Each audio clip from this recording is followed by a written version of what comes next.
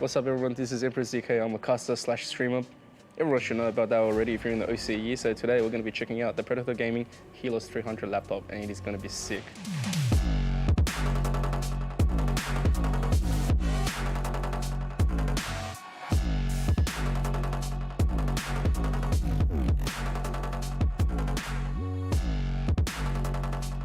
Well, what an experience, I gotta say.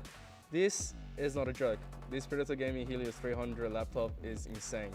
Having the refresh rate so high with a lower hertz monitor, you can't see anything. But this one, because it's so smooth, so fluid, it is perfection. And of course, let's go about the current keyboard. Tactiles. If you're not using a tactile keyboard, I don't know what you're doing. My fingers feel smooth, the transitioning is good, the spacing is amazing. And so, I don't know what else to make besides by saying, give me one of these to take home.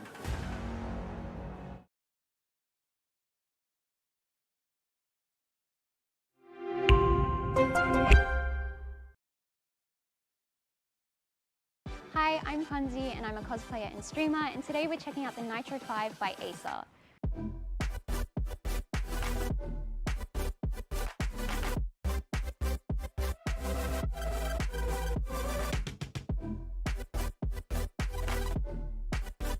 This is honestly one of the smoothest gameplay experiences that I've had, especially on a laptop. The graphics are amazing, it's not laggy, it's very lightweight. The keyboard feels really nice to play with, and I love the RGB lights. Look how pretty they are. We love a rainbow.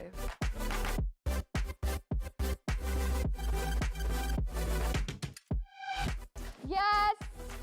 4-star! 4-star character!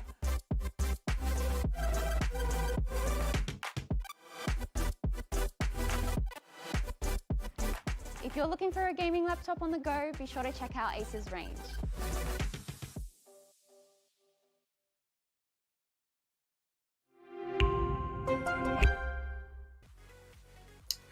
Ladies and gentlemen, welcome back to round 3 of the AEL University League. My name is Proto. Joining me on the desk tonight is the man, the myth himself, Spudoom. Spud, how you going this evening?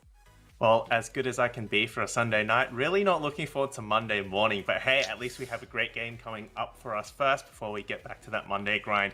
Of course, we do need to thank our sponsors, Predator, the gaming PC partner, AOC Monitors, the monitor partner, and RIG, the headset partner. They make all of this possible, so thank you, thank you, thank you.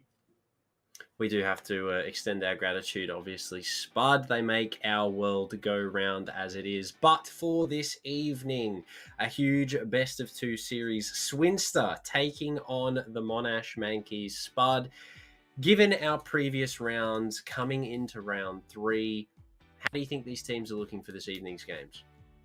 Well, both of these teams actually have gone undefeated so far in their previous rounds. Of course, Swinister did have a bye in their first round, so you could technically say Mankeys does have more wins under their belt. But having said that, Swinister does look like they have a pretty stacked team as well. A lot of familiar faces there, so definitely a lot of veterans on board. I really don't know how to call this. We don't have too much information, Mankeys, some of these players I haven't seen before, so I'm not really sure how it's all going to play out. Yeah, look, I think tonight is going to be a bit of a sort of a seeding run for these teams. It is going to be about points after all, position on the board, round difference, all of that jazz. But, Spud, one thing I do want to talk about very briefly before getting into the map pool for tonight. Do you think that the maps that have been picked are going to favour one team more than the other based on their previous play days, or do you think that it is going to be sort of a even pegging going into it? I think, really, to be really honest, I think it's going to be fairly even. Both of these teams have chosen maps which tend to favour the attacker side a little bit more. I mean, Swinister has chosen Chalet, and Mankeys does take us to Cafe, and both of these maps, I feel, does lean attacker-sided. So I think both of these teams will play a very aggressive style and really get up in each other's faces, which of course makes a really exciting siege, watching them just swinging at each other all the time. Well, we do hear the game starting music, so we're going to be getting right on into things very shortly, I would imagine, as always, kicking things off with the band Chalet first. Spud, I'd imagine we're going to see a Thatcher here. What are the possibilities for the rest of the bands? Valkyrie, I'd imagine, but what are you thinking? Well, I want to see a Finker band. If I haven't been vocal enough about my dislike of the LMG Finker meta, I want to reiterate that I really hate that meta. I want to see Finker removed off the board. Having said that, I can see a Flores band being taken here. Getting rid of the library shield, piano shield really is a lot handier with that Flores drone. So removing it makes a lot of sense. But it's Jackal to go from Swinburne. Yeah, it's an interesting pick given the map that we are currently finding ourselves on, albeit Jackal no longer in play. Soon to follow, Valkyrie, as I reckoned, and that sort of begs the question now, is it going to be the Mirror or the Cade to go? I would probably put my money on the Mirror, Spud, if I had to, but you never know. Yeah, I would agree with you there. There are ways of getting rid of those Cade claws, especially with vertical on this map, so Mirror does pose more of a challenge, and there we go. Oh, we're pretty good at this, hey? Yeah, I mean, you'd hope. You'd hope at this point. But, yeah, double Spaniard ban, nothing new. Obviously, with the Valkyrie and the Thatcher to follow along, relatively vanilla bans coming into this first game tonight. But, I mean, Swinburne has had a little bit of a roster change since I last saw them play. Obviously, Goofed and Peepo keeping things true to the original Swinburne roster. However, Distance and Nietzsche, new names to this roster, so we're going to see if they can be as prominent as they once were. But I mean, pretty good lineup so far from them. Flores obviously being implemented. The Finker that you talk so much about disliking is going to be coming in here in the first round. But Monash kicking things off on the defense side, as you mentioned at the start, more of an attacker-sided round. Given that Flores is on the board, how do you rate the defense's chances here, Spud? Well, they do have a lot of utility for that the Flores will have to deal with. They've got the shield, they've got the Malusi devices, so I expect we'll see most of the utility put into there. No mute jammers, so I do worry a little bit about that, though I feel like I wouldn't be too concerned. You know, they've still got an overall a pretty well-rounded lineup here. My concern, however, is actually the Maverick here, because there's not really that many places you're going to be using that torch. That Master Office wall is very vulnerable to C4s from below, and we have seen, yeah, it's still a very viable situation to be playing the C4 from below from Diney. So, yeah, I'm a little bit concerned for Nietzsche there. Hopefully he doesn't get blown up too early, but otherwise he's got frag grenades. Still a great gun to work with, so can do a lot of damage. Yeah, Maverick does really have a good kit that he brings along now. Some upside down repels here, maybe trying to play for that early pick, work the crowd type deal. We do see Monash sort of just holding down some slightly off positions than you would usually see in sort of the early game here. No presence in top mezzanine at all. Really only having a player deep in this blue hall is an interesting choice. However, the live drones are available for Swinburne, and they have spotted out a lot of this utility, but distance, someone who I would not have guessed, caught lacking, and that's the Bandit finding the first. I think that was a bit of a missed drone as well. Obviously, there is that line of sight from there. In fact, it will be the Bandit who's taken straight back out by a grenade. Well placed there from Gooft, and definitely a necessary frag there if you want to push up that corridor. It's a long line of sight. No drone had actually spotted him out yet, so just a little bit unsure why they pushed that without the drone. But nevertheless, grenade does take the life of the Bandit, and it's a 1-1 trade each way. Well, only losing a Nitro as opposed to 2 grenades and the Yana clone is a bit of a feels bad for the attack there, but some trades starting to come out. Jaeger will find one. Finka is going to get a bit of a trade before she goes down. However, Nietzsche now being on the floor due to the fact that we do have the Rooney downstairs still on the roam. It's going to not be able to confirm just yet. Might look to try and go for it, but no. It's going to opt for the rotate instead with only a minute left. It's a 3 versus 3. However, Swinburne are looking a little worse for wear, Spud. Yeah, Nietzsche is taken down low, but still, he's alive, which is the most important thing, and got a grenade to work with. Blue Wind's holding this... I'm never quite sure what to call this position here. It can be played very aggressively, especially if you have the ADSs there, but he will be spotted out. Red ping's coming out. Papa Julia now looking to hold his position, trying to catch out any, overly eager swings. 30 seconds. The wall now open. Peepo is going to opt to try and go for the plant here. Some pre-fires are going to scare her. However, she is going to go for the stick. And the bomb now going down. Willow yet to deny with the smoke. Some util does try an attempt to come out. Papa Julio is there on the cross. However, Jaeger gets up close and finds 2. Nietzsche now left in a 1 versus 2. Can't quite get through the Rooney gate due to the fact that there is low HP for him, but the bomb is now being defused. He has to vault in. He's going to get the first kill. That's going to force the defuse to stop for some reason. But there's still plenty of time here for Jaeger to play with. He is going to try and go for the peak, but Nietzsche's playing it smart. He knows he doesn't need to get aggressive. The yellow pings are there. They have all the information in the world. He just has to play smart here. That's a 3-tap. Nietzsche not getting aggressive. This might go down to the defuse. No, Nietzsche's there just in the nick of time. And the attackers somehow walk away with round number 1. Yeah, there were some great plays there from Nietzsche, being very, very patient, making sure not to overexpose himself. A little bit of a misplay there from Mankeys as well, getting off that defuse, but sometimes, that's just what happens in the heat of things. You're worried about being swung. You look to take that gunfight, but unfortunately for them, Nietzsche had fallen back. So props to Nietzsche, though. Very, very clever. I do note, however, he had 2 drones in pocket. That's a big no-no, though. Yeah, I mean, props for winning it out. Very well done. Obviously, letting Ruda get so close there on that crossfire, given that Julio did have piano holes to play through. Interesting how Jaeger did get that close, albeit good for 3, didn't get any more. So Swinburne, a little bit of a rocky start, albeit they managed to clutch things out. And, well, Monash, they're going to give the same bomb site another go. They're not quite yet ready to give it up. So Swinburne, hopefully they can clean this round up a little bit. Obviously, Monash did find a couple of good picks there to start things off. But, I mean, it was clawed back pretty well by the attack. So can't obviously phase them too much if they're going to give it another go. They obviously feel like they were pretty close, and you can't really argue with that. They were relatively close to getting the job done there. So maybe we see something different here, Spud. Yeah, the Bandit, of course, I believe last time played by Zini, now playing Kaid, did do a lot of damage from that library, from that office wall. And of course, Hezbollah on the roam from beneath managed to get a pick as well. So definitely could do a lot more damage if they held onto library even longer. But this time they will be going for that Kaid, make it a little bit more difficult to open that wall, and I assume they're going to have to send someone underneath to do that. Don't have a buck, really, so maybe it's up to the Flores here.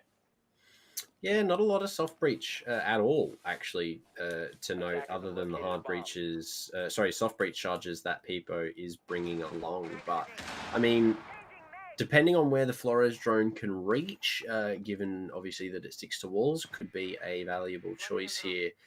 For Swinburne, they are opting to try and get their drones in due to the fact that there is no Mutant, there is no Mozzie on the board at all. But there we go. We see the Z ping there. That K-Claw is quite high, so the Flores drone may struggle to get this. But I mean, Swinburne have sort of ground to a halt. They have that mezzanine balcony control. They are now just starting to get into library and play for that top mezzanine position. But only half the round remains, Spud, and they haven't actually put any utility or focus into clearing these roamers downstairs. And there you go. It's already going to start to pay dividends here for Monash. Then he finds the first goof to go down. All adrenal surges and grenades accounted for as well, which is definitely not the way you want it. Yeah, and Rowan and Hez still on the roam there, could easily come up this flank at any time. And I don't even think they really need to. They can just wait it out, wait for that last minute and burn up more time, which is something that Swinburne just does not have a lot of. Another thing they don't have a lot of is control. Wall still not open, Claw still on place, and Willow taking out Mitchie just makes it even more difficult. Oh, distance. He was so close to finding that kill, but... to finding it before the kill came out, obviously, but I mean, unfortunately, did get the refrag, so that is always a plus, but loses a lot of his health in the process, and now his life as well as Hezbollah takes him down, and now Papa Julio, the only player remaining for Swinburne in a 1 versus 4. Not looking too promising. It's going to opt for the reload, possibly the push from West Main here. Might look to aggress through Solar. He's going to go for the vault in, but Hezbollah is there and waiting. Julio goes down, and Monash, they're going to answer back with a round of their own. Yeah, that was much more confident and much more convincing there from Monash. First round, sure, mistakes were made, but they've definitely swung back from that and picked up the pace. With that was, yeah, convincing is really the way to put it. I don't think they were really ever sweating or at challenge from Swinburne. The roams definitely were the key part there. Lots of roam game that bit Swinburne whenever they weren't expecting it. Yeah, Swinburne sort of got caught off there. They didn't sort of put any time or effort into clearing that roam whatsoever. And that really just allowed Monash to play pretty much however they wanted. We saw 3 people playing the roam that round, Hezbollah, Zenny, and Rowan. So the fact that they were allowed to get away with such a sort of operator-heavy roam, I mean, 3 people offside on top floor chalet is pretty brave. And for Monash to pull that off, obviously very commendable. But Swinburne need to be playing their operators in a position that they can get these opening frags, get the wall open. I believe the wall was not even touched that round spot. We lost a lot of pivotal players early on. Obviously, the Maverick to go down early. So Swinburne have switched up a little bit. No Maverick. Instead, we now see Zofia and Zero being introduced. Do you think this is going to help them at all? Yeah, hopefully the Zero will be able to bring a bit of roam denial, at least in the form of intel. Of course, you still have to have someone watching those cans, but it makes it a little bit more difficult for Monash to get through. And of course, since there's no audible air jab sound, they don't always know that they're being watched and that their position has already been given away. Of course, with the vertical, the soft breach will help a lot. And yeah, they're looking like they're going for a reverse push this time, going from the back and not even going for that main wall, which is usually where you start things off. Interesting that the Flores drone was used there as opposed to the Yana replicator that we are yet to see Distance actually use playing Yana. However, the Flores drone is used to clear out some of the utility in the back of the site. He's unfortunately not going to be able to get close enough to get that shield from Zenny. And that may cost them in the end. Goof still does have one to play with. Distance will find the opener as well onto Willow. So the smoke to go down is pretty big. But Rowan, very deep roam here. Also has his teammate. He's good for 1. Papa Julio to go down. That is the flank watch now taken out. And now the hatch drop as well. But Distance is there and waiting with open arms to collect that frag. Takes a little bit of damage on the confirmation, albeit a 3 versus 4. This is looking a bit better for Swinburne. Yeah, again, those flanks are what comes back to bite Swinburne. Not sure where those cams were, but it doesn't matter. If you're already on the site and already planting, Jaeger goes for that close swing again, fails any challenging this long angle, but will not be able to confirm. Gets taken down low, and Peepo finishes him off, as well as the diffuser now. Hez finally finds a pick, but will it be enough? He's the last one alive, damages Peepo, but 2 players left to find. It's a tall order for anyone. Not looking too promising, especially with distance on this long angle. He's going to manage to get by somehow, but he's going to run straight into the open arms of Peepo. And she is going to find that final kill on the ace. All things aside, that was actually a pretty close round, Spud, given it was downstairs on Chalet, which is a site that you usually don't see pretty much any team touch. Usually you see kitchen, bar, and then the office. Garage is usually one that teams will avoid. So, you know, you do have to give Monash some props. They were actually also really close in taking that round, but still, things happen. Something may have gone wrong there. Their roam was looking really good, and then it all just kind of fell apart at once after the Swinburne opened up that long angle, and then they obviously had control of the site. But I mean, still, very well done. Swinburne cleaned up a few of their mistakes, albeit lost a couple of people on the entry, but a round is a round, and Swinburne will take whatever they can get, especially on Attack Chalet, which is where you want to put the rounds on the board to start off with. Yeah, again, the roam from Monash is definitely very, very strong. They can do a lot of damage. I think it was mainly distance there, some good luck, some good coordination and timing as well, where he turned around at just the right time, managed to catch Rowan falling back. Again, if he hadn't been there, I think things could have gone very, very differently, and definitely Malusi could have done a lot more damage and would have taken the Swinburne attack right away.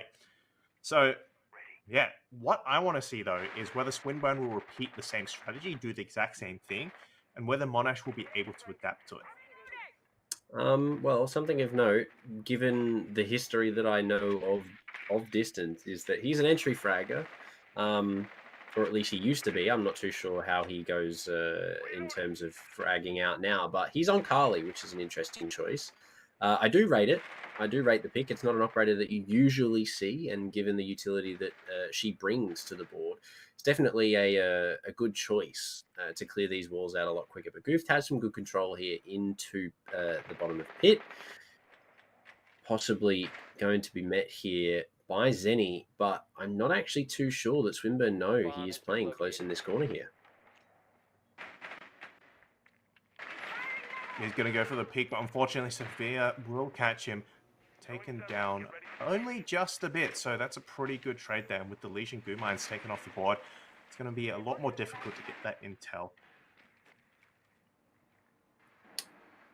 Yeah, it's definitely getting a bit interesting, Spud. The defense is sort of getting caught out here on a lot of their rotates now that Swinburne have sort of had that one round to warm things up. Now they're sort of back into their own swing. This is the Swinburne that we're used to seeing. They're clearing out a lot of good utility. However, Goofed and Distance have opted for a rotate, which is interesting, possibly to get that sniper rifle into the double garage to play that long angle. But now that Nomad is obviously employed, things are a little bit more difficult. With Papa Julio playing at the top of West Main, waiting for those flanks, that is going to be a relatively easy kill for him to find on the window.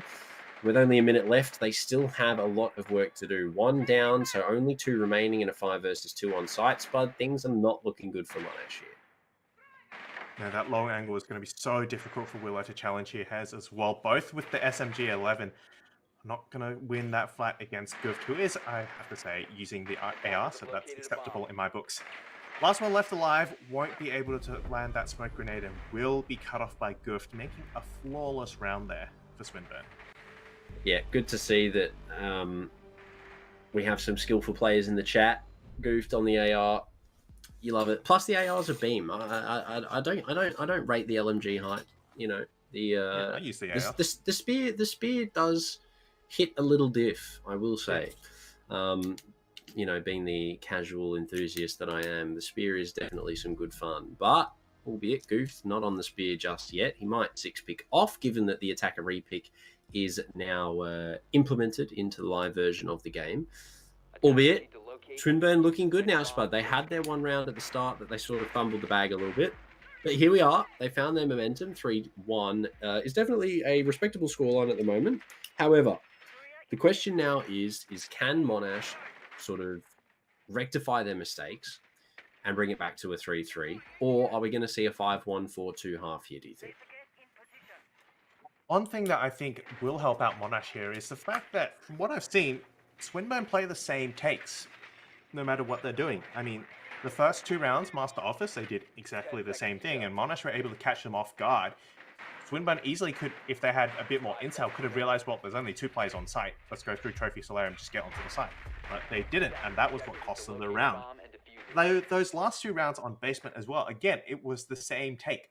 Back take, going through that double garage once again, and pretty much the same players in the same position. The only difference I would add there is that Papa Julia was on the flank watch at the top of West Main. So it's good adaptation from Swinburne, but overall they're still playing the same take. And for Monash, that means they can much more easily adapt to what Swinburne are doing. Yeah, you would maybe expect to see a little bit of a read coming in here. However, Haz is going to get caught out there on the rotate from Goof. So Swinburne now cracking down on these roamers and definitely dealing with the issues before they arise is a better take on what was happening in the previous set of rounds. So Swinburne to find the first opener here, especially on the Aruni as well, who is an operator that has caused a lot of issues for them so far in these previous rounds. Obviously, with the Frost in play now, the gates can cause a lot of damage when, you know, reses try to come out, but those holes are going to cause more damage. Goof's going to walk up. He's good for 3. Very nice clean headshots as well with the spear. You definitely wouldn't get that done with the LMG, but the wall now to open up. 1 nade from below, not even. He's just going to have to shoot it off the wall. And in a 5 versus 2, Swinburne are looking, well, mighty sharp, Spud. Distance gets another. Will it be another flawless round? It's up to Distance, and he makes a Distance indeed flawless. And that's a second one in a row for Swinburne. Yeah, I definitely think that it was a little bit of a fumble from them, and they've cleaned up things, and they're ready to keep on going here. Obviously, they might have had a bit of a stumble. Teams usually do, you know. It's only round 3 of the Uni League in this season, so maybe the roster changes have been a little bit inhibitory, we'll say, but they seem to be working out now that they get into the swing of things. But Spud, the defense, Monash have not caught a break. The only site that they have won was round number 1 on the top floor. Was it round number 2 on the top floor? I mean, they just cannot seem to make any of these other sites work. Do you think that playing Garage twice in a row has sort of helped this be a fact, or do you think that Swinburne have just sort of showed up? I don't know. I feel that Monash, like Swinburne, like doing the same things. They do what they're comfortable with. So, you know, when the second floor didn't work out the first time, all right, we'll do it again. When the basement didn't work out the first time, we'll do it again. And then they went back to second floor and said, well, okay, now we can go back there, and we won that. So we're going to go do that again, and just do that again. And this lack of adaptation certainly playing very well into Swinburne's hands. Swinburne did read Monash like a book just then. They knew exactly where their players were. They sent Goof down into, you know, the games area. They have the drones there again, once again, and they're just, yeah, he's going to be over there. Which I don't actually believe we I criticize Swinburne for not adapting as much, but maybe Monash needs to do that as well. Yeah, I mean, it's good to see that we've now got sort of interplay here with the roamers. I guess it doesn't really matter when Distance is taking people's heads off, living up to the name that he had before he left for his break. But Willow is going to be able to find him on the refrag, which is good. Not going to get a second, and there we go. Goof's coming up. It's going to get 2 lovely headshots from the Blue Library stairs. Goof keeping his team's dream alive. The default cam is going to be spotting out the players just above Hezbollah here. So he might be good for at least 1 to try and trade it back. However, now spotted out, he's going to be forced to lurk back somewhere else. But here comes Goof. He's hungry for a third. He's going to catch him on the reload as well. Goof for 3. And now it's all up to Zenny in a 1v4. Not looking good here for Monash. There's almost going to be another flawless, but can he? Oh, no, Goofed. He doesn't even get the Goofed. Oh my goodness. Goofed. He's Can't hungry. do that. 4K. Huge 4K for Goofed. 5-1-half Spud. Swinburne going into round 7. They're looking pretty hot, I will say. But they're also opting to go one Tell Snowmobile Garage. Is there something that we don't know, Spud? Do you think? Oh, no. Okay, there we go. I was saying, is Garage making a way back into the meta? But no, Master Bedroom, it's where things are going to play out for the last, well, not for the last round, but maybe the last time we see the site, depending on how Swinburne can play on defense. Because if they can keep this up, similarly to how they have been on the attack, then this could be a very quick game. But do you think we're going to see a 7-1 here, Spud, now that Monash have attack, given this is an attacker-sided map? Or do you think that we're going to see a little bit of bite from Monash? I hope Monash can pull something out of the bag here, because so far it has looked like Swinburne is just dominating. Monash need to change something up. Maybe this switch in halves will help out, but if Swinburne play as aggressively as they did on attack, Monash are just going to cop it, because there is no way, 10 seconds left. you know, they can beat Swinburne like that.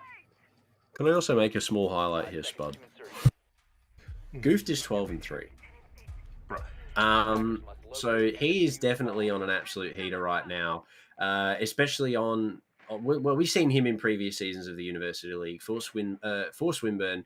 Goofed was definitely a star player, if you want to put it like that. He and Peepo have both had amazing performances in previous seasons of the University League, and well, he's just continuing to live up to that. But I mean, you really do have to try and shut this down as Monash. You need to not only find where Goofed is, but play into the play style that your team is losing to. I mean, if you're struggling to deal with those things, or you could just, kill him. That works as well. Zeddy's got it covered. Taking Goof down, I believe, rotating through the main lobby, possibly getting aggressive on the peak on the alibi, but love to see it. Goof does what Goof wants and usually walks away with the kill, but Nietzsche is there, so the refrag is at least, coming out. Some damage dealt. Albeit, Spud, things looking good. Okay, well, that was an interesting challenge there from distance. And Nietzsche, I would have thought Nietzsche would just fire through the wall, but through the window. But hey, you still got the pick. That's what matters. And yeah, 2 minutes remaining on the board here. Monash looking a little worse wear, and still this mezzanine player is holding on from outside library. Very, very difficult to push him out, especially with all those magnets in place. And I assume there will be a bit of support there from the office box as well. How will Monash deal with this? Probably go from underneath would be the best option, but so far it looks like they're stalled outside library. Yeah, it has come to a little bit of a halt here for Monash. They seem to be struggling. Some good damage dealt here by Julio, but not enough to take down Ruder, who has got, I believe, quite deep into library now, supported by his teammate Hezbollah coming to collect. They are going to find him as he attempts to swing out hard to the right to find one of these kills. Unfortunately, they aren't. Unfortunately, he is not going to win that fight. So, well, taken out, but with only 50 seconds left, Monash need to make a play here because they still have 3 Swinburne players on the board with some good utility at their disposal. A Nitro in the hands of Peepo, and Nietzsche obviously bringing the Legion, who is still generating all of these goo mines. Thank you very much, Nietzsche. And especially with Hezbollah now going down, Peepo on the 1.5k definitely doing some good damage. I mean, Spud, there's 30 seconds left. It's not looking too hopeful. Yeah, the wall is still completely electrified, completely reinforced. There's no hard breacher left either. It's all going to be up to these last 2 players. They're going to have to get some explosive entries, but if Swinburne are clever about it, or, just have better aim, though, they can win this out pretty handily. 7 seconds left. Willow's still outside. He's going to opt to try and knife the barricade. Shotgun in hand. He's going to find the down on the distance, but Peepo is there in the dying seconds of the round to get the refrag for her previously fallen teammate. And well, we find ourselves on match point now, Spud, in favor of the defense. Swinburne are looking very good to close this one out in, I won't say record time, but they're definitely making good pace for the 7-1 here. It is the Swinburne of old. I think, given some of the roster changes, these guys still know how to play good Siege, and they're just enjoying themselves right now. Yeah, one thing to note is that this is Swinburne's map pick. They did pick Chalet, so at least we can see why they did it. They're obviously very good at it. So maybe on Cafe, Monash will be able to put up a little bit better of a fight. But if this is how Monash is playing now, then of course I'm still worried for them on Cafe. Swinburne obviously are a very, very good team, and I don't think just having the map pick advantage will go all the way there for Monash. Yeah, look, 5 rounds of unanswered contention is going to be a tall order, especially when you're going up against Swinburne. I mean, yes, Monash have shown us in multiple rounds. I do arguably think that this game should be a lot closer, Spud, looking at some of the rounds that we've had, 1v2s, 1v1s, 2v2s, etc., and Monash have come quite close. But I mean, Swinburne, they just seem to have found their stride. They have started locking down, or on the attack rather, they started locking down on the roamers. They started playing into the play style that Monash were sort of expecting them to play into, and then, you know, everything sort of went downhill for them from there. But I think the hyper aggression as well is something that Monash is sort of struggling to deal with a little bit. I mean, yes, Goof did die pretty quickly in that last round. However, the fact that he is 12-4 and still being hyper aggressive really would just be causing huge issues for Monash. I mean, it just does go to show how. There we go. I mean, Goof already 1 kill out the main double window of all places, and that's Nomad going, and he's going for more. I mean, is there anything else that needs to really be said, Spud? Well, he's still using the same gun, if anything. Exactly. So maybe the trick is to ban the spear, right? That's how you win against Goof. Yeah, maybe. He's hungry. He really wants these kills. He's just, hey, Goof, there's guys over here. You know, come shoot at him and stuff. And he'll be straight over in a tick. He's just running around.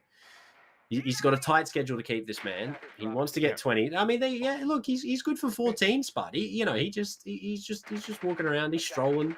He's got a spear, aka certified laser beam. He's just doing his thing, and it's definitely looking really good for Swinburne here to close this out in this round, given the fact that the 2 remaining Monash players have been on this rappel for a minute and a half. So not really much being achieved right now. I think it is more of just a stat pat session for Willow and Hezbollah. But can you really fault them, Spud? Yeah, haven't been able to gain any foothold into this people. building. It's just now it's just 1v1s on this window, but Goof will be the one who does the jump out, gets that pick. And look at that. Almost a flawless. Could have been a flawless, but I guess maybe Swinburne just wanted to get this over with. But with that, a 7-1 victory easily in the favor of Swinburne. No sweat broken. Except for maybe, will I make it past 15 kills? I think he did get past 15 No, I don't kills. think he did. Oh, he got 15 on the 15, dot. yeah. So pretty much a 3 KD there, slightly over a 3 KD for Goof. And I mean, let's be honest, Spud, I don't think we really expected anything else. Goof just does Goof things, and it works. It definitely works. But 7-1 is definitely very commendable all the same. They've done very well starting off this best of 2 series with a 7-1 dub, keeping things pretty quick. But Cafe is next. Spud, what are you thinking going into Cafe here? Do you think that we're going to see another very quick match, or do you think that given this is a map that has been around slightly longer than Chalet, do you think that maybe Monash are going to come back with a bit of hope in the map too? I'll be honest here, I don't see... If it's the same Monash and the same Swinburne playing, Swinburne definitely have the odds in their favor. Maybe Monash will be able to take a couple more rounds just off the fact that it is their map, their preferred map. They should have better strategies for it. 7-3, 7-4 I could see, but I'm not sure how Monash are going to win this next one out unless they do something dramatic and really turn this around, because the aggression from Swinburne is just being left completely unchecked right now. It really is. It is a big issue. Before we cut to the break, ladies and gentlemen, we do want to thank our sponsors once again. Predator, the gaming PC partner of AEL. Conquer new worlds with Predator Gaming. Predator puts power and precision in your hands. Elevate your gaming experience in every way with quality and performance thanks to Predator, as well as obviously AOC, our best viewing experience partner, and RIG, our headset partner. Don't go anywhere, ladies and gentlemen. We will be back very shortly with match number 2 to Cafe. We will see you in a second. I just can't let you go. Lord knows that I've tried to. You said I was the only one. No one likes being lied to. You made this mess and left me with the pieces.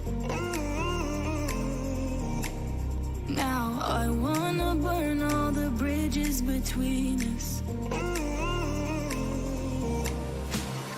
I can't focus, I can't forget. I've been thinking too much lately. I just need to clear my head. I just need to clear my head.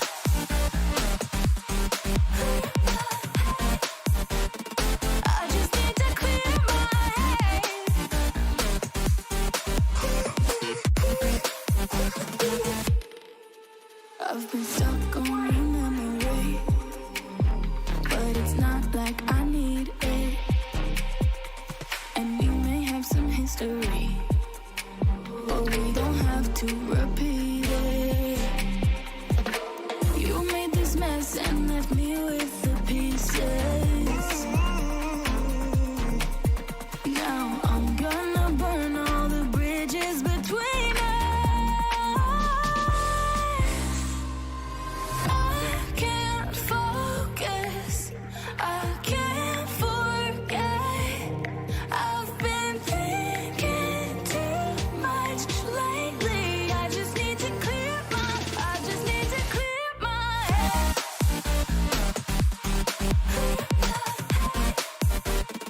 I just need to clear my head.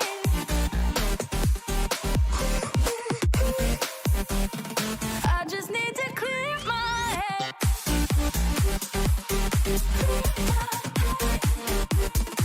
just need to clear my head. I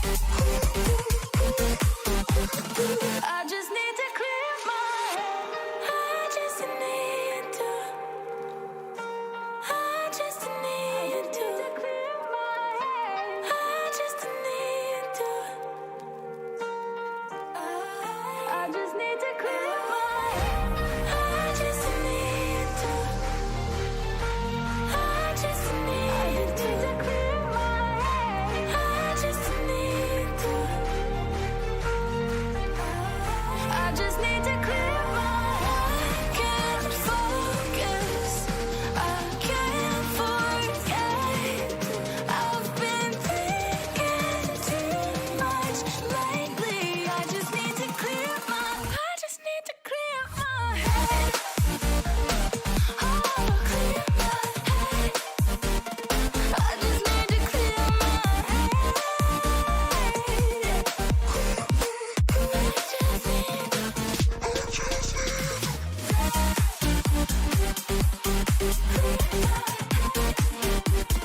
I just need to clear my head.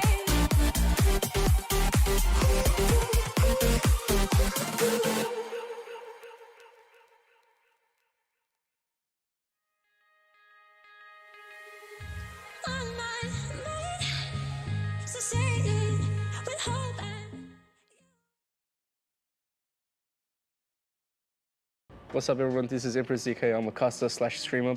Everyone should know about that already if you're in the OCE, so today we're going to be checking out the Predator Gaming Helios 300 laptop, and it is going to be sick.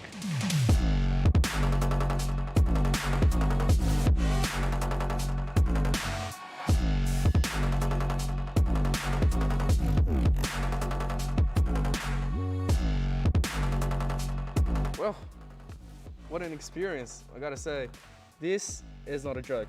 This Predator Gaming Helios 300 laptop is insane. Having the refresh rate so high with a lower hertz monitor, you can't see anything. But this one, because it's so smooth, so fluid, it is perfection. And of course, let's go about the current keyboard. Tactiles. If you're not using a tactile keyboard, I don't know what you're doing. My fingers feel smooth, the transitioning is good, the spacing is amazing. And so, I don't know what else to make besides by saying, give me one of these to take home.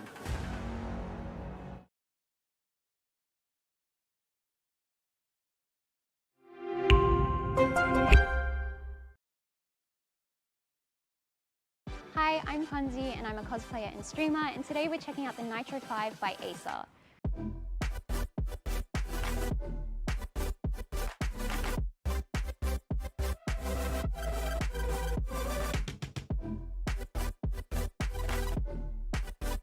This is honestly one of the smoothest gameplay experiences that I've had, especially on a laptop. The graphics are amazing, it's not laggy, it's very lightweight. The keyboard feels really nice to play with, and I love the RGB lights.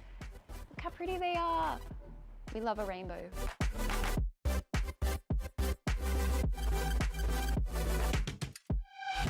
Yes! 4-star! 4-star character!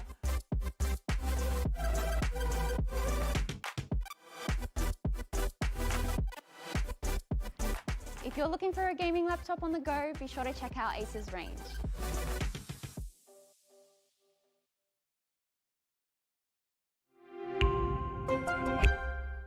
Do it.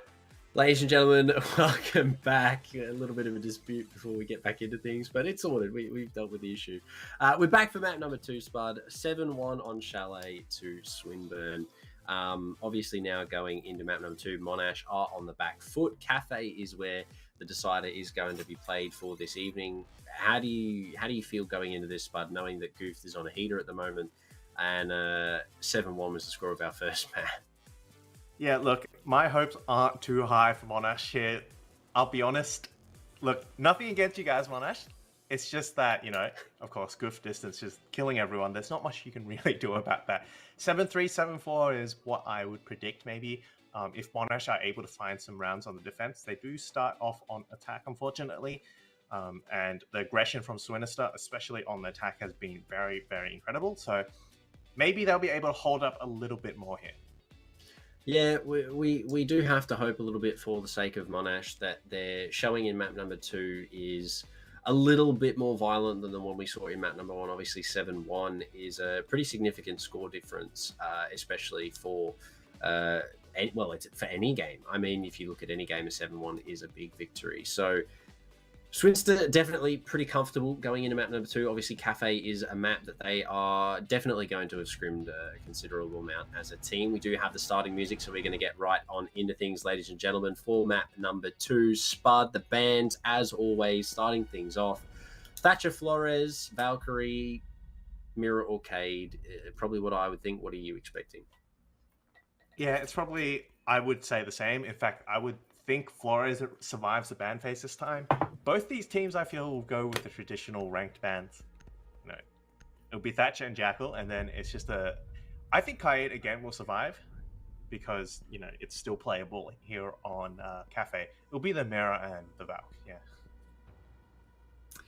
Yeah, I definitely think vanilla bans, or as you termed it, ranked bans, are probably on the cards here due to the fact that it works. Thatcher Flores. Eat my words. I mean, you do see Flores banned a little bit in ranked. You do, I will give you that. But Flores on a map like Cafe is definitely no surprise given his prominence and his ability to pretty much clear out every bomb site when presented with it. Mirror to go as well. So Jackal does make it through in this iteration, but Valkyrie, I would assume, the last to go here, possibly a Cade, depending on the play style that Swinburne want to stick to / employ. Goofed, we've seen him play Valkyrie before. Whether or not he will this time, probably not, due to the fact that she is now benched, and obviously her camera's being nerfed. Goofed can't be as aggressive as he once was on that operator, albeit Swinburne are looking pretty good here, Spud. To take map number 2, I mean, you've already said 7-3, 7-4. See if it comes true. Yeah, I'm liking this Oryx pick. Hopefully he does stick that, and he will be forced to do that. Again, going to be very, very aggressive. Lets him rotate freely around the map, and I expect some runouts on the bottom floor through that bakery double as well, peeking maybe the white stairs. He might even just run out the bottom of white stair garage. I wouldn't be surprised if he did that. I really wouldn't. And I think he's going to get someone with it. I genuinely do think the Oryx is going to be a big implementation here for Goofed to allow his aggression. I mean, you look at a map like Cafe, there's multiple floors, and that is where Oryx shines. You can get the multi-floor roam in. Obviously, you can bolt it up the hatches, completely bypass any staircase. Even if roam denial is being brought in, albeit none from the side of Monash by the looks of thing. However, Jackal now in play is obviously being implemented by Rowan there. So Goose work might be cut out for him a little bit more this game, given the fact that they can lock him down on the roam a little bit easier, albeit I think he's probably got his bases covered on that Oryx. So we're going to see how the performance goes here from the roam of Swinburne. But I mean, we do have a little bit of early aggression. There you go, getting already into those spawn peaks. But Monash, I think they've got themselves set up pretty good here to at least try and defend from the onslaught. And yeah. Yeah, starting from this bottom floor here, the Jackal will be looking for that Oryx, I assume, or anybody, in fact, who might be lurking around here. He is aware of that, you know, the usual run out from this window, this door. So hopefully we'll be able to stop anyone trying that. But so far, though, sticking things pretty standard here. We'll be watching the skylight, hoping to get a pick here, but won't be able to catch anyone just yet. Yeah, no frags in the first minute of Cafe is definitely interesting. Usually you at least see maybe one or two here. But, I mean, you know, both teams taking things slow. Monash know what they've got themselves into now. So probably expecting the aggression from Swinburne. But, I mean, look, you already see Goof poised in this top red, mid-red position. There you go. Peek on up and find that opening kill. Hez is going to go down the Finker, taking all of those adrenal surges and grenades to the grave with her.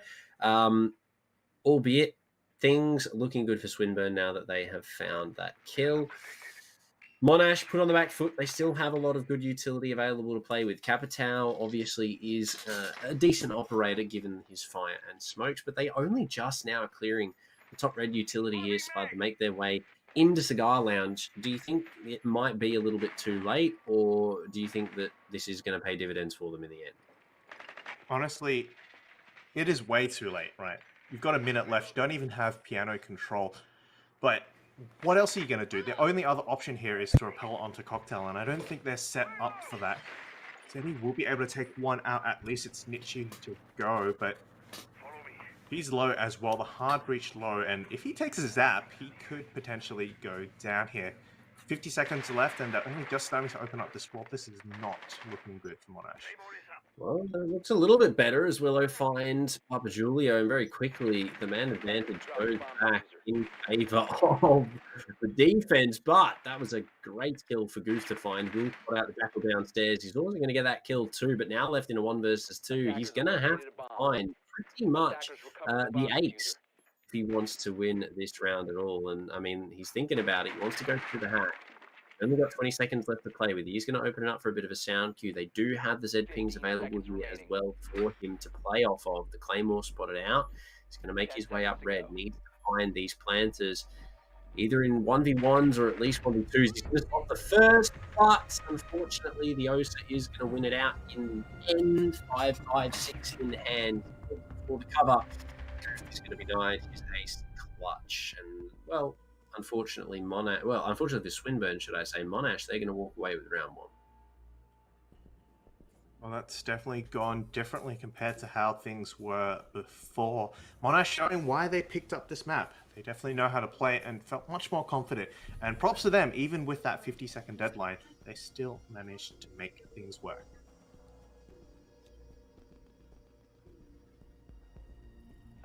Yeah, it was very well done by Monash. I mean, given the fact that the wall took them so long to open and they still got away with that round is quite commendable. However, that then begs the question, what went wrong for Swinburne? Was it the over-aggression? Was it other underlying issues, maybe a strategy fault? Maybe something else went wrong? I mean, Goof, you can't really fault him left in a 1vx situation. He found 3 in that round spot, as well as the opening kill. So the fact that Monash were able to turn that round and convert that into a win for them, obviously very commendable effort on their behalf, albeit Swinburne now know what they're dealing with. They are going to walk away with some knowledge going into this second round. And, well, maybe Goof gets another spawn peak here. Maybe he doesn't. He is using those Rima dashes as seen on screen. Albeit, Monash, they're going to have to watch what they're doing here. Yeah, obviously, we saw last time that one round was not enough. Swinburne ran with it right after that, decided, okay, enough knocking around, and that was that for Monash. So hopefully they can at least get a couple more on the board, especially on this attack here, which is, usually where you get your rounds here on Cafe, same as Chalet. Well, a little bit better progress here. They have actually started moving onto this piano site and putting at least some utility into it. Goof, however, will find one. Willow will catch him on the second rotate and attempt. And finally, looks like the reign of Goof is over, at least for these first 2 rounds. Yeah, they've done really well shutting him down. I mean, he did take out the Osa, who didn't actually deploy any shields last round, so take that as you will. But still, Goof to go down is a big kill for Monash to find, given that he has been such a menace already in these last 2 rounds. And, well, Monash setting themselves up pretty well here for the execute. They have Rowan downstairs on the Jackal, sort of covering all of these exits out of the bomb site, making sure that all of the rotates are covered and that his team is going to be able to do the job that they need to do. Swinburne now just need to really hold on. They still have half a round left to play with, so it's a good amount of time. This Maestro Cam being a little bit difficult here. Will actually, oh, he prefers to keep his cam over getting rid of some of this utility, which is all right. I guess he has that intel, but intel's not going to save Puppy here. So then he takes him out. And with 2 players remaining against Sephora Swinburne, suddenly the tides have turned, at least for these first 2 rounds, to Monash. Yeah, Monash definitely look a lot more comfortable on this map than they did in the previous. Obviously, Chalet might be one that they struggle with. Zenny's going to take a considerable amount of damage. Distance with the Alder is just letting it rip. However, unfortunately, Capital on long angle is going to be able to take down Pipo, leading distance to 1 versus 4, make it a 3. However, Rowan very quickly there on the Jackal. It's going to make his way up unnoticed, taking down the Maestro there for the final kill. We are going to cut for a very small break, ladies and gentlemen. I do believe that there is something being changed behind the scenes, so we will get that fixed momentarily. But Spud, given the performance that we've seen so far from Monash, I mean, they've had a lot better of a start than in the previous round. I mean, 2 rounds already up against Swinister, who already have 7-1 them tonight. Do you think that this is a map that Monash are going to look to take, given a pretty good, the good start that they've had, or do you think that Swinburne are sort of just maybe catching things up again like they were on Chalet? Yeah, I feel like it's more of a Swinburne letdown here because they're just not playing quite the same way as they did on Chalet, and I don't think the map is going to make such a huge difference. Generally, when your confidence in Siege, it doesn't apply to just one map, it's going to carry over, and the way that Swinburne have been playing, definitely they weren't playing just like that because it was Chalet, it was because they know how to play. So I think Swinburne have let the foot off the gas here. I'm not sure whether, they're suddenly caught off guard by Mankeys being a lot more confident about it, but it's too early to say. If it goes for another 2 rounds and Swinburne still haven't won a round, then okay, yeah, maybe Mankeys will take this, but still, yet to see, I think. Yeah, look, a 4-2 is going to be probably one of the big questions here. Are we going to see a 4-2 for either team? Obviously, Monash have set themselves up pretty well with the 0-2 lead, but I mean, as we saw on Chalet, once Swinburne sort of start to get into the groove of things, everything switches up, and we all know how that went. But I mean, Monash, given the fact that they've found 2, both attempts have been top floor Cafe, and they've been pretty proficient in getting the job done. Yes, the first round was a 1v2 that I would argue could have been clutched by Goof.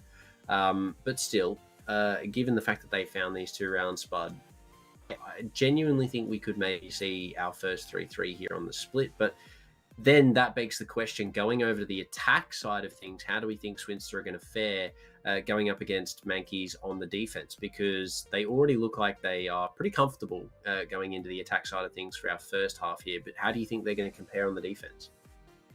Yeah, I mean, the thing we do have to note is that we did see more of Swinburne on the attack and in that last map on Chalet, and of course there they did very, very well. So while Mankeys might be more comfortable on the defense here, what happens when they run up against the attack of Swinister, who of course were very, very dominant. 2 flawless rounds, I believe, during that time. So, it's a question of, immovable for Rock versus, Infinite Force. Who's gonna give way here? And I'm not quite sure how to, call it just quite yet. Yeah, it is. It is a very interesting sort of predicament we find ourselves in, ladies and gentlemen, to make calls based on what we've seen so far. I mean, yes, on the upper hand, obviously Swinster took map number 171, and then we come into this. They are actually yet to find a single round, and we now have to ask ourselves, what do we make of this? I mean, yes, Chalet, albeit arguably a map that is newer to the map pool than Cafe, and even then, Cafe was never fully removed from the map pool. It was only reworked, so it is a map that has been in competitive for a long streak. And given that we are seeing these, well, we've seen 2 rounds here that look really, really good from Monash. Do you think that now they're on a map that arguably we could say they are more comfortable on, or at least seem more comfortable on? Do you think that that would have anything to do with it? Do you think Chalet may have just thrown them off, given that it's sort of uncharted territory maybe for them? Maybe it's a map they don't touch. Do you think the map is having a big impact on these scorelines, Spud, or do you think that it is maybe just experience? I mean, when you look at the roster of Swinburne versus this Monash Mankeys roster, there is definitely some notable differences, but I mean, what are you chalking it up to, do you think? I think you make a good point in that being comfortable and having that mental game certainly plays a huge part. I mean, on the part of Monash, they may feel that, well, we've lost the first game 7-1. We don't really have much to lose here, and we're comfortable on this map. Let's just do whatever, just roll with it. And maybe that lack of stress, ironically, is what's helping them to thrive and do well, because they really just don't care anymore. So they're just going straight for it. On the part of Swinburne, however, maybe they're getting a little bit overconfident, is my prediction. They're going for those runouts. They're not playing together, expecting to win those fights. But Monash are actually winning those gunfights here. Well, we're going to get right back into where we left off, Spud. 2-0 to Monash. Things have been rectified and changed, so hopefully no more issues to come about. And, well, I mean, look, 2-0 is where we left off. Swinburne now, they're going to give up on the top floor, opt to go downstairs. Do you think this is going to pan out better for them? Yeah, they need to break up the pace that Monash have been setting, and with that second round especially, it showed that it wasn't just a fluke. Monash do know how to play that top floor very, very well. And so Swinburne need to switch something up. One of the things I do note maybe is that on the top floor, you don't have to worry about roamers coming downwards. You do only have to just drop it into that top floor and then take that site. So maybe on the bottom floor here, it gives Goof and Nietzsche a bit more freedom to roam around, especially now that you don't have to rely on the Oryx to get up hatches. Maybe that will play out better. Who knows? Who knows indeed. It is going to be the opt for the vault in here, but distance is actually there for one. So he is kicking things off here with a pretty big frag, taking down Rowan on the Twitch. That's some useful utility. Well, removed early, pretty much made null and void. Hezbollah now needs to pick up the pieces of his down teammate. And indeed he will. Very nice nade from him into VIP. So he takes down distance on the refrag. And very quickly it becomes a 4 versus 4 again, Spud. But, I mean, a minute and we've got a frag either way. Arguably, I would say that the defense is probably better off in terms of how the trade played out. But Goof is still alive. That is the highlight for Swinburne. Goof is alive and well and hungry for some kills. Yeah, and of course, that utility from distance, those Kona stations will still be able to keep all the players alive here, which certainly will help out a lot more. But for the most part, this is a very horizontal take, no vertical presence, and I suspected that, they might actually try to put more people upstairs to clear any roamers that might attempt to be there, but I think most of Swinburne, all of Swinburne actually staying on this bottom floor, so both teams choosing to forego the stairs completely. Oh, well played by Monash. Hez there in tandem with the Osa to take down Goof. He was not expecting that one, but I mean, You do have to commend them for it. Now, the Arniclone deep in sight, yet to be shot, will finally be cleared out there by Peepo, playing over by Coffee. And, well, a 2 versus 4, I say, as she goes down, is definitely doable. With a great peek from Papa Julio, is going to be able to take down one of the entering players with Ruda. Also on low HP, Zenny will be able to take him down. So people to play for the live drone here. He's going to go for the self-res, but can't quite get it off. We've got the Osa goes down. Now a 1 versus 2. Bomb now being planted. There is some Z pings to play off of here for Niche. Information is just not quite there for him, and unfortunately for them, Hezbollah is going to be able to lock that one out. The attack is going to be able to find their 3rd in a row. Most things have definitely swung the other way. Now the Mankeys on top of this tree. 3 rounds in a row. Could have written it off to a bit of a fluke the first or second times, but 3, once you get to 4, no, you can't say that anymore. Monash have definitely changed the pace of things. They've picked it up from a 7-1 loss, and props to them. You know, the mental there going from a 7-1 loss and now leading 3-0, definitely a huge shift, and yeah, well done. Attackers need to locate and defuse bombs. Definitely does work out for them, and yes, well done is indeed in order, especially due to the fact that the first game was just such a different showing than to what we're seeing currently. I mean, Monash 3-0, really good start for them on the attack, but again, maps definitely could have something to do with it. Maybe that was just their warm-up game. You never know, Spud, but they're definitely looking a lot better, even strategy-wise, coming into map number 2. I mean, we saw the pairing there of the Osa shield with the fragging power of the player behind. I believe it was Hez, just there to clean up Goofed. I mean, there was not really much you could do in that situation, and you do have to commend them for their efforts. Now, in saying so, Swinburne, they're going to go for the middle floor now. They're not going to give Kitchen another go. They are just trying to get as many rounds on the board as they can to sort of rectify the issues that they've been finding. But I mean, something is going very wrong for them right now. Yeah, we mentioned earlier about that overconfidence perhaps playing a part here, but for the most part, it's also Monash playing really, really well. They have their pushes coordinated this time compared to last time. And of course, as you mentioned, that OSA intel gathering plus the player, definitely a very, very potent combination here. Already starting to do some damage and repelling onto that window, applying a lot of pressure. But applying pressure is one thing, getting into the site is another. Getting in is going to be the big question, I think, here for Monash, due to the fact that Swinburne have a pretty decent setup. Now, they don't look too focused on taking this top floor control at all. I mean, we do see players on rappels, we do see drones, but majority of the Monash pushing force is either on the roof or just sort of waiting at the top of red. And Goose finding the opener there, taking down the Osa, that is going to be a big kill for his team. I'm not actually too sure where Osa just went down. It was either top white in the white hall, or it was in dining somewhere. So either way, good kill for Goof to find. But I mean, there's still a lot of time for Swinburne to play with here. He's going to find the down and confirm. So Goof good for 2 in the round, and Monash very quickly losing players. Have Swinburne woken back up, Spud, do we think? Yeah, once Goof starts getting those kills, it seems the number is up for Monash. He's gone 2 and left unchecked here, which seems to be the difference here. Last couple of times actually, he was taken out fairly early, and without that, Swinburne did seem to struggle a little bit. But speaking of top floor control, yeah, 2 players up here, both able to support each other. It will be Distance and Goofed here. And with the time disappearing, he will actually drop back down and waste a bit more time. Zini almost taken low. Oh my goodness. Losing the hard breach now would be a nightmare. Oh, Goof is good for 4, ladies and gentlemen. He wants one more.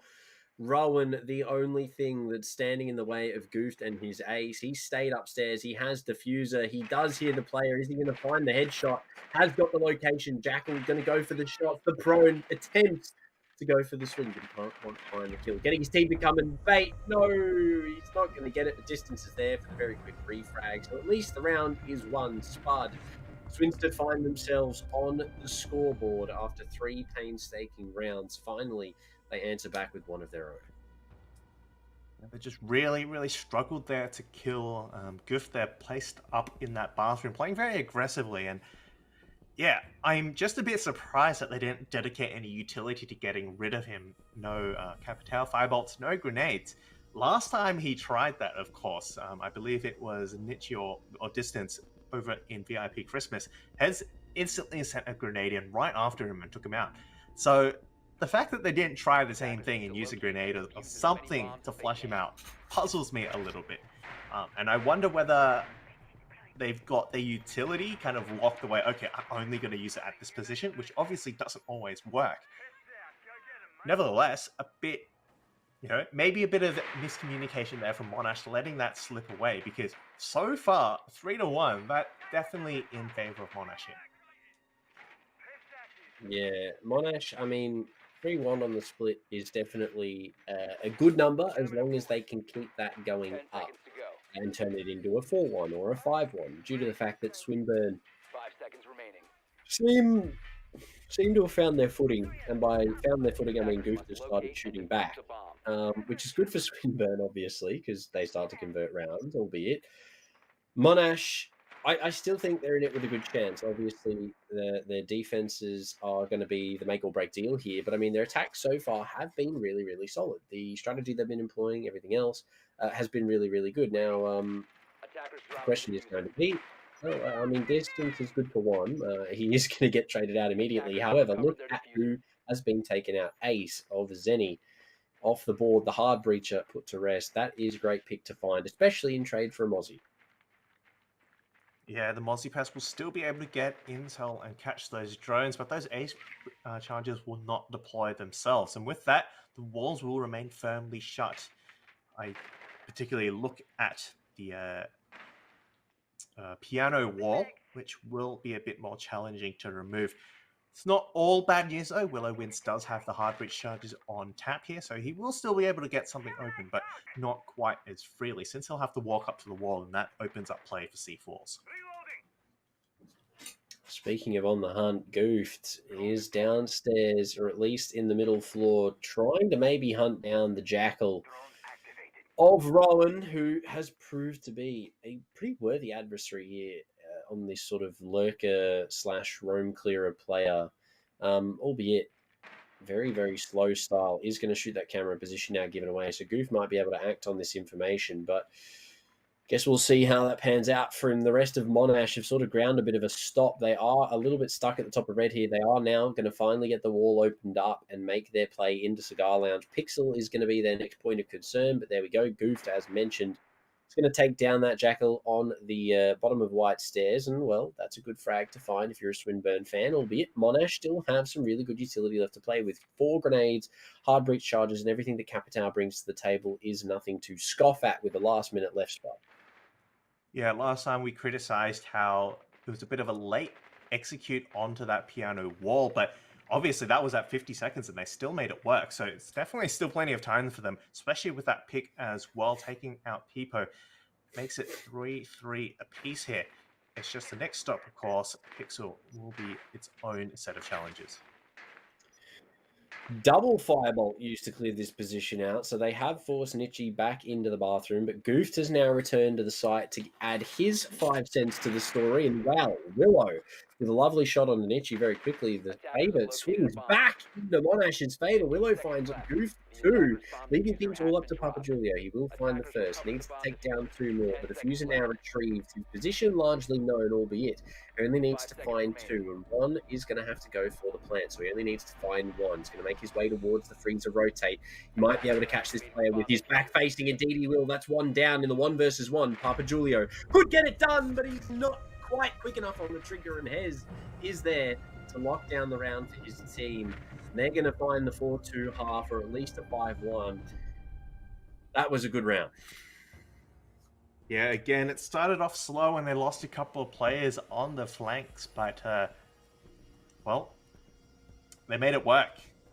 Willow wins, managing to swing that quite back around, managed to get 2 picks before being taken down himself, and certainly 2 very, very key positions as well, taking that Pixel bathroom player and also moving the freezer player out as well, or wherever Goofed was at the end. So yeah, props to him. As much as Goofed is certainly getting a lot of frags in terms of numbers, Willow finding a lot of those important picks there that clinched them the round. I mean, Willow, hats off at the end of that round. I mean, 3 on entry there is a huge number to find, at least, especially given the situation that they'd found themselves in. I mean, Goof had done his best, but by that time, it didn't really matter. Willow was just on the heater, and he was cleaning up what was left, and you cannot really blame him to that degree. But 10 seconds remaining. 4-1 is a good split here for Monash. They're looking good to at least take 5 a seconds to 4-2 insertion. at minimum, unless they can find this round as well and bag it. But I mean, Swinburne, they're not wanting to let this top floor die. They've got, I believe, the 4th time we've seen this site, Spud, for them. So I mean, they really want this top floor win. Yeah, I think they're, both peas of the same pod. They both do the exact same thing. No matter whether they win or lose, they just go back to the same site, right, if they can. Monash did the same thing with basement and the second floor on Chalet, and now Swinburne are doing the exact same thing with this 3rd floor site. So really, these guys are a bit of a match made in heaven, I'd say, right? Yeah, it's very similar play styles. I mean, and when we say that, ladies and gentlemen, I think we more so mean the fact that they are just doing very similar things. But I mean, this is definitely not what we saw on Chalet from Monash. The fact that they found 2 kills in the first minute, especially the way that Ruda found that kill. I mean, any normal player in that position would have been punished, punching open that window so brazenly. But I mean, Nietzsche was just not expecting it. He's going to go down. Still actually yet to make the scoreboard, unfortunately. He is just having one of those rough games. But that could also be something we have to take into consideration. I mean, is Swinburne just having an off game? Is this a map that maybe they don't like? Is there, something going on here that maybe we are not so privy to? Goof is going to be forced away, however, as top red is opened up. But I mean, Spud, things are getting a little bit dicey here for Monash. For Swinburne. Okay, that was an interesting swing, interesting gunfight there. Oh, the grenade catches at Peepo. No more of that pixel position. Hey, where's the AES, no ADSs, guys? no Wamai at all, yeah. Okay, no, that one's on you. That one's on you guys, buddy. Yeah, especially with Ruda taking down Julio. Goofed in the 1v5. If he does it, it will be insane. He's good for 1, but not the second. Willow is there to find that headshot where he took down those last 2 players in the previous round, and that's the 5-1 spot. We speculated against it, but I definitely think we were talking about it in the other side of the card. I definitely think Swinburne were the favourites there, but Monash, I mean, now they're on defense. I genuinely don't think much is going to be able to stop them here unless Swinburne have the best attacking half that we've seen from them tonight. Yeah, look, I don't know what to say there, because Swinburne really should have known better. We've seen the grenades in plentiful use the entire game, and yet that round they failed to bring an ADS or a mine. What? When you're playing Pixel, right, that's the #1 thing you have to have beside a shield, right? But you need to have at least those 2 things. A shield and something to catch grenades. I don't know what's going on, right? Like, yeah, I don't know. I would have said questionable. Some players are doing questionable things, but I definitely did not expect to say that about Swinburne. Yeah, Swinburne have definitely sort of fumbled the bag that they found in map 1. I mean, 7-1 to currently a 5-1 deficit is quite literally just a complete role reversal. I mean, if Monash find the 7-1 here, I will be very surprised, but at the same time, not very surprised at all, given the fact that, they have sort of definitely shown themselves to rely a little bit more on comfort, I think, is something that we can sort of chalk this up to, because they look so much better on Cafe than they did on Chalet. And again, whether or not that has anything to do with a comfort pick is a big question. But I mean, now that Goof's back on Finca, maybe we expect him to drop another, 15 kills or something. He's already on 10, so it's definitely doable by the half here. And I'm feeling like this is maybe going to be a long game, Spud. Yeah, well, the only reason... Okay, here's the actual strategy, right? They want Goof to get to 20 or however many, so they're like, all right, we'll give Monash as many rounds as we possibly can. We'll save a round just in case, so that's why it's 1-5, right? and then Goof can kill everything, and he'll get his 20 block. That's 100% the strategy. I called it here. Yeah, that might be the play, guys. I want to drop 20. Surely we throw a couple rounds. I mean, still, even if jokes aside, Monash have really put on a good display here for Cafe compared to Chalet. I mean, yes, we talked about their Chalet being pretty dire, but I mean, they have picked it up a lot here coming into Cafe, and they have really shown that they know exactly what they want to do. But here comes the burn from Swinburne to clear out this pixel position. Nades are going to land, and that is going to be Willow taken down here. But with half the round already spent in attempting to do so, I mean, this is still pretty good for Monash if they can find a couple of kills here. However, Zenny going down is not going to make things any easier. And yeah, look, it's starting to fall apart, I think, on this defense round, but you never know, Spud. 2v5 could be on the cards. Yeah, Hez still up. He's still got the big gun to work, and with any revive, that's at least another. But no, Nietzsche will find Ruda as he walks away. Gave his life for his teammate. How noble. That nobility and, all that good stuff. Not going to be enough to save him against Guft as well, who just rips the head right off. All up to Hez here. 5 kills to find. Will it be a flawless for Swinburne? It will not. That's 2. Will he make it 3? 4 even? Will he flush us out? Distance and Goof both to go down. What a lovely shot from Hezbollah here. However, from his left, unfortunately, looking the wrong way. He's going to peek out too far. Get caught out there on the cross here by the Nomad. I mean, first of all, what a shot on the second player. I believe it was Distance trying to, avenge Goof there in whatever capacity he could. However, laid to rest by the Alder. But yeah, commendable effort there from Monash. They're going to give up, though. They're going to go straight down to kitchen. So we're not going to see a complete repeat of the Swinburne affair on the top floor 4 rounds in a row, which, it's good to see. But Swinburne on attack are definitely looking pretty good, Spud. I mean, yes, they lost 2, but it was a 5 versus 1 up until that point. So, I mean, potato in terms of how you want to look into that. But Swinburne, obviously, are very comfortable on the attack. Yeah, look, if they had lost that, then at that point, there's nothing else to write. There's nothing else to say. Swinburne, you're trolling, right? Obviously, they didn't, so that's good news for them, and at least it keeps them in the game for another round. Still, they've got 3 rounds to catch up now, with Monash having a comfortable lead here, and if Monash get this next one, then Swinburne will be the pressure all the way up to 6-6. If they make it that far, of course, Monash could very well win this out. One thing I do note is both sides are very generous with their use of the grenades. Last time, first kill was on to Willow win, so the 2 top players, with the grenade.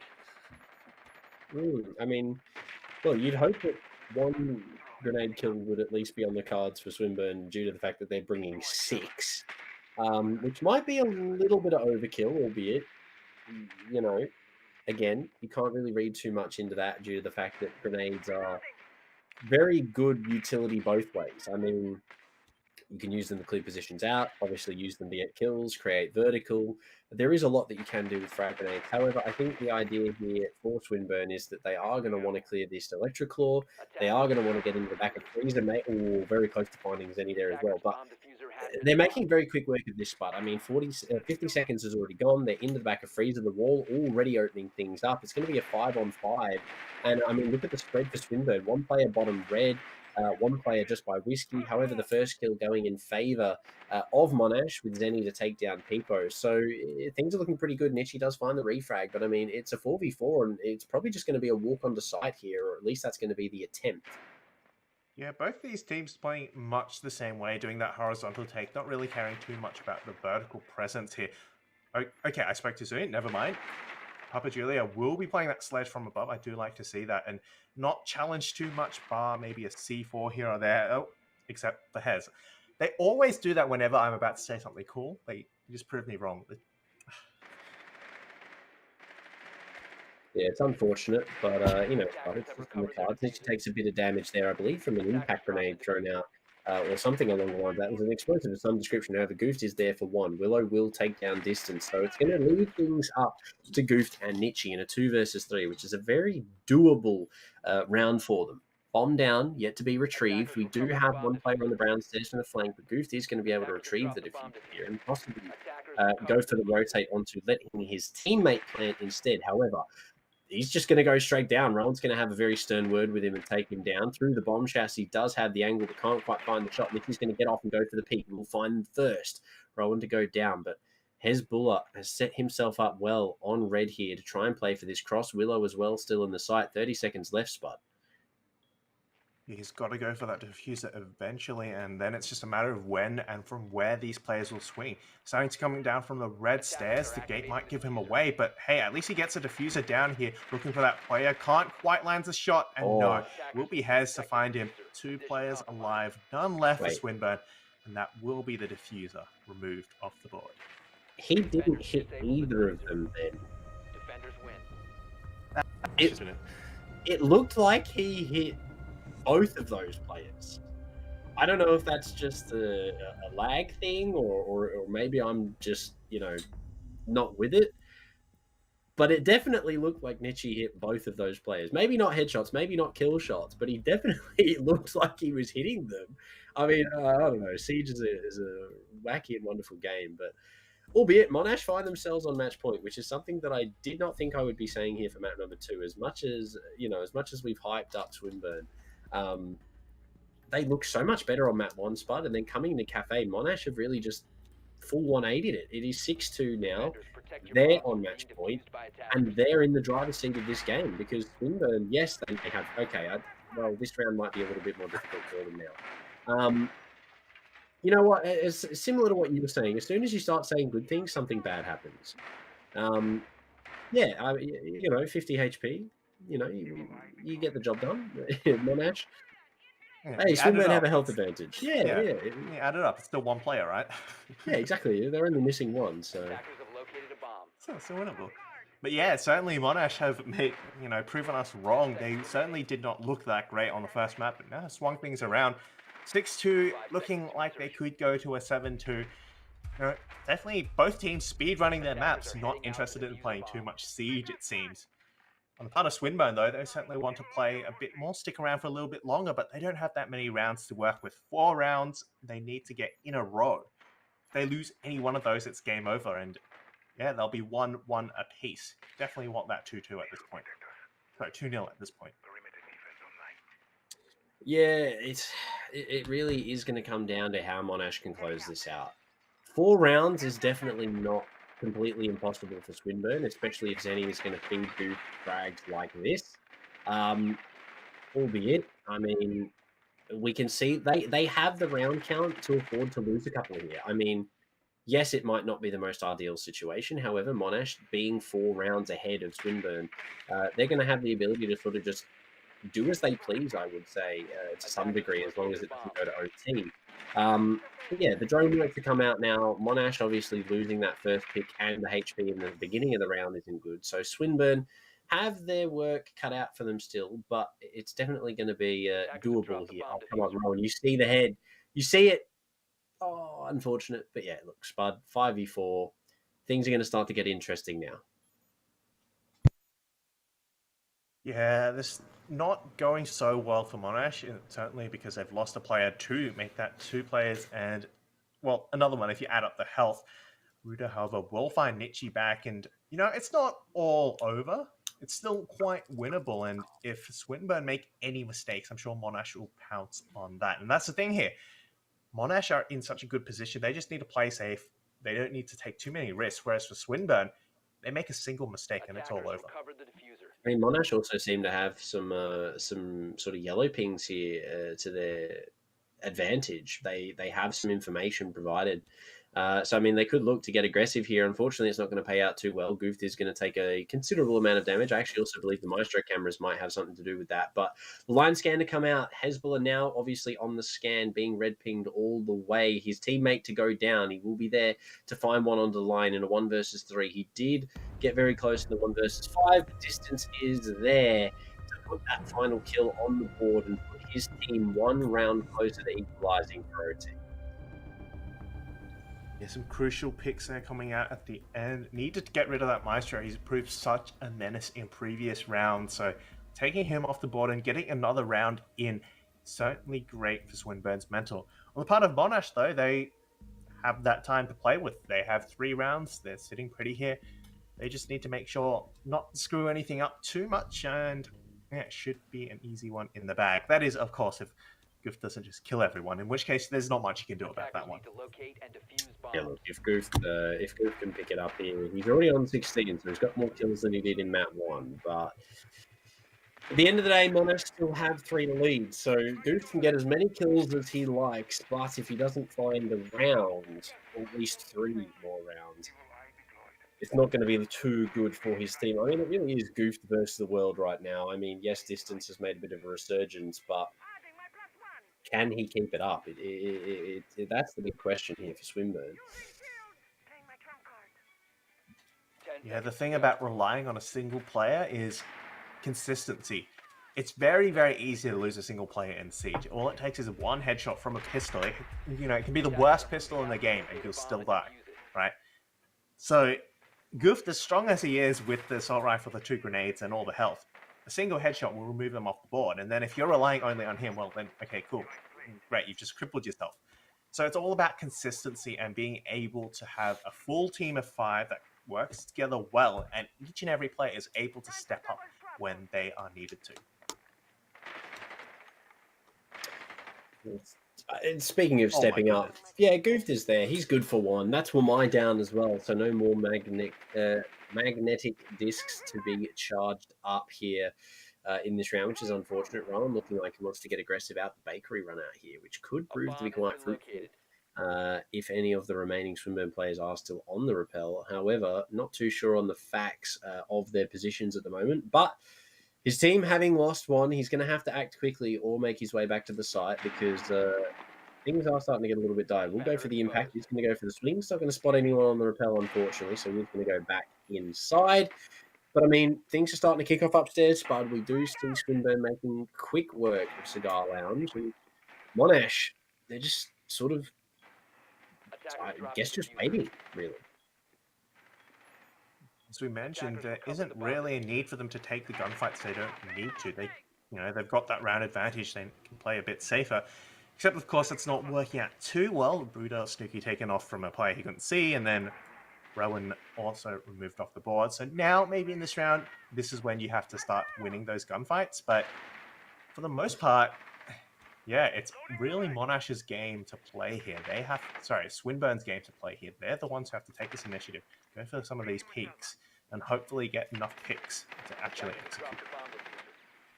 I mean, we've seen Hezbollah do pretty insane things with this Alda, so whether or not he can keep that up here in the dying seconds of this round is going to be the big question. 1 player already deep inside of the site. Nitchy good for 1, takes down Hezbollah, looks for the second.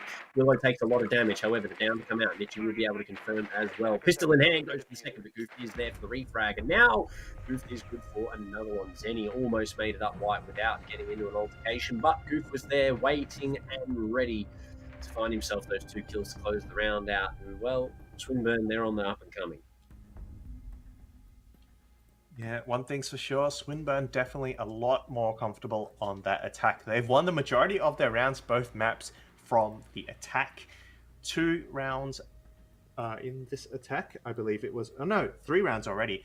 So going from a 1-5 to a 4-6 now, they've definitely got more rounds compared to Monash. Head-to-head in the attack anyway. Still, though, cutting it really close. Monash 2 just a single round away, whereas Swinburne need to take another 2 in order to take it to overtime. And then, of course, you still have to deal with that itself. 7-4 could be in the cards here, but definitely didn't think it'd be Monash on top of that. Yeah, look, it's... Monash have definitely... surprised us, I think, Spud, for map number 2 here, given how they performed on map 1.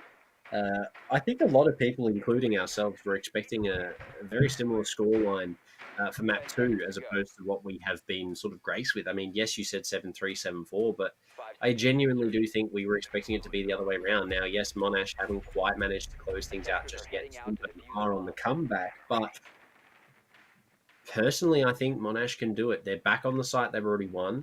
So obviously comfort is going to be a big point of contention here for them. But we're going to have to see how Swinburne play into this. They got close to winning this round in the previous iteration of downstairs, so whether or not they can again is going to be the choice. But we'll see. We'll see how things play out here, Spud. Once again, it seems like a fairly horizontal take. No sled in play. Puppet Julio will be on the Jackal this time, which means, it's going to be a fairly one-dimensional take here. Can work though. Of course, both these teams have favored this kind of flat structure. Pretty straightforward, take those gunfights. But will Swinburne be able to use the utility they've got, which I know is a much smaller number of grenades and Zenny. Oh no. That's goofed. You done goofed right there. Imagine, right? He was going for the 20 bomb and he dies on 19, and we don't see another round here. Imagine. I will be devastated for him. I believe he'd probably be devastated himself as well. But I mean, Rude is in a bit of a predicament now, given that his wall is opened up and there's players on the rappel outside Bakery. Will he be able to get away with his life is the big question. He's going to take a considerable amount of damage. Will spot the head of the player on the rappel, so maybe we'll be able to get this kill if he plays it properly. But he's in a bit of a tight spot here, but obviously could opt to go for the runaway and reinforce strategy. But I mean, I don't actually think he has a rotate open to his disposal. Will spot the head of the player out on the rappel, and there you go. Nietzsche's there to find that frag. He does. So he could have opted to go for the rotate out, but unfortunately didn't. It's going to be a flood from Swinburne, though, jumping into small here. They do have that player close, and he is going to go huge. Rawan's good for one. Julio for the refrag, but the damage dealt is going to be the key here, Spud. Look at the Jackal's health. The dying minute of this round is going to be the decider. Attackers dropped the diffuser. Attackers Ruda Snooky managed to stall a lot of time. He probably could have done even more if he had just stayed there and just not done anything. And that would have really been one of the situations where your frag grenades or your Capital bolts come in handy. But of course, they didn't have any, and Goof was already dead. So now they're kind of looking at this Bakery, this prep service push. Oh no, caught with his back turns, and he will get taken down now. Nietzsche straight up all the way at the bomb, and with that Carly holding those long angles. Like that. What a shot. Hezbollah left in a 1v3. There's a lot of 1vx's we've seen so far from Monash, but they're going to have to deal with all of them. The distance is there on the Carly. To get the job done, Swinburne, they're coming back. 6-5 now, and Monash, this next round is one that they're going to have to win. Arguably, that one was looking really good for them. Obviously, Rowan with the kill under the stairs. To start things off as well, Goof taken off the board really early was sort of the big thing I think that Monash had in their back pockets there. But Swinburne somehow turned it around. They make it work. I mean, Nietzsche was able to just walk straight through prep. There was no cover from Coffee or anything to really slow that down. It was really just Cade versus the world there for Zenny. But positional disadvantage maybe for Monash if they'd played their positions slightly better. Crossfires maybe, but albeit hats off to Swinburne. In the face of adversity, they've pretty much almost made 4 rounds flawless here to get us almost to OT. Whether or not they can do it here and close it out to get us to OT is the big question now. But I mean, yes, we've seen them struggling, but now they're sort of just back on that heater, getting the job done. And, well, can they finish it out here? Bomb located by imagine Goof gets taken out by a spawn pick or something like that, and he doesn't see another round. Now that would truly be tragic. But hey, their attack did look, in fact, was very good. They managed to win that out.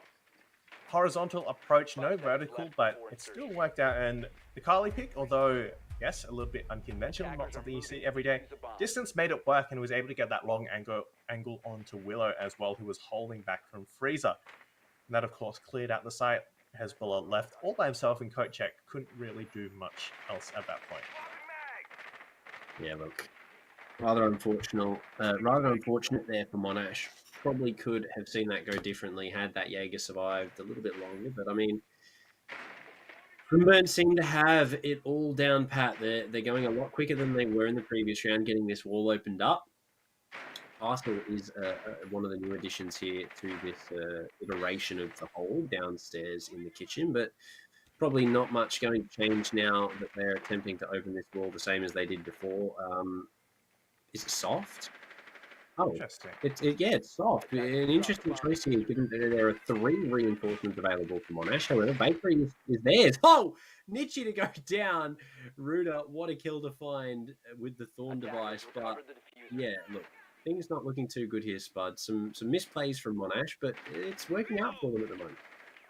Yeah, that is your hard breacher removed off the board, so it's going to be a little bit more difficult. But hey, at least the consolation is that Bakery is already pre-opened.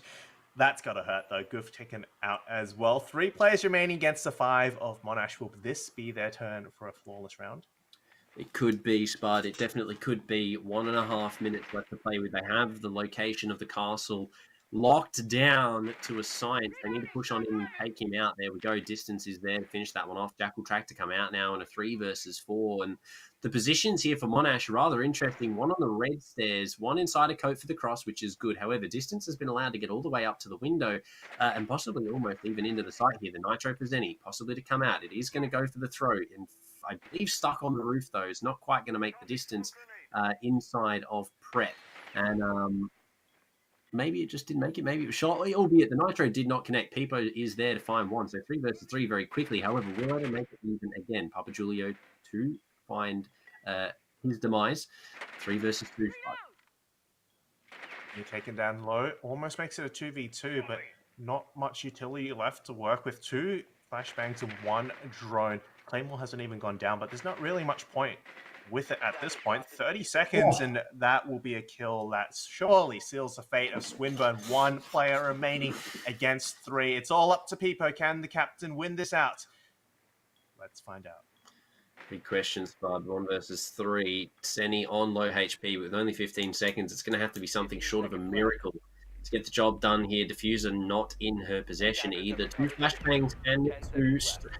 Okay, I'm just not going to bother. Zeni is there to close things out. It's a GG, so a back and forth game. Coming out on top is going to be Swinister in terms of the round count side of things. But, I mean, to go back-to-back was a big ask. I mean, yes, definitely very doable there for Swinister, but Monash, they woke up map 2, they came alive and they got the job done. Goose, unfortunately, not able to breach 20, stuck on 19 like I predicted, and it is a bit of a shame there for Goof to see that be the case. But still, I mean, Spud, really, really well done. 7-5 coming off the back of a 7-1 mental fortitude. I mean, hats off to Monash. Very, very well played.